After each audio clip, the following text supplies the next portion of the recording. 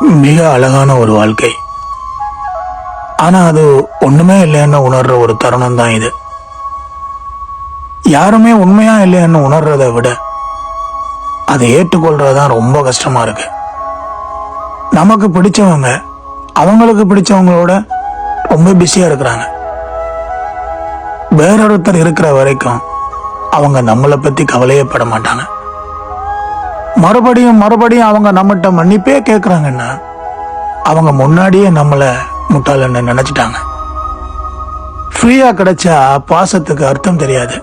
ஏன்னா இங்க இலவசத்துக்கு மதிப்பு கிடையாது.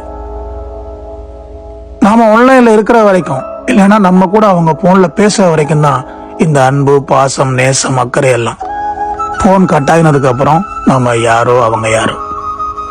ஒரு நாள் நாம இறந்து போயிடுவோம்.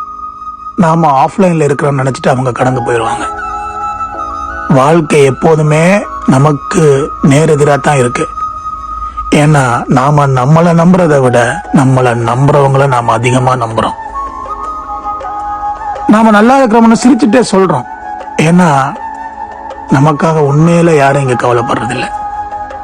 கதை முடிவடையாத போது நாம் விடைபெறும் நேரம் நமக்கு வந்துட்டுன்னா நமது பாத்திரத்தை வேறொரு கேரக்டர் ஏற்றுவிட்டது. இனி யாரை இழந்தாலும் நமக்கு கவலை இல்லை. அப்படி ஒரு ஃபீல் வருது. ஏன் தெரியுமா? நமக்கு இழக்கிறது கூட நமக்கு யாரும் இல்லை.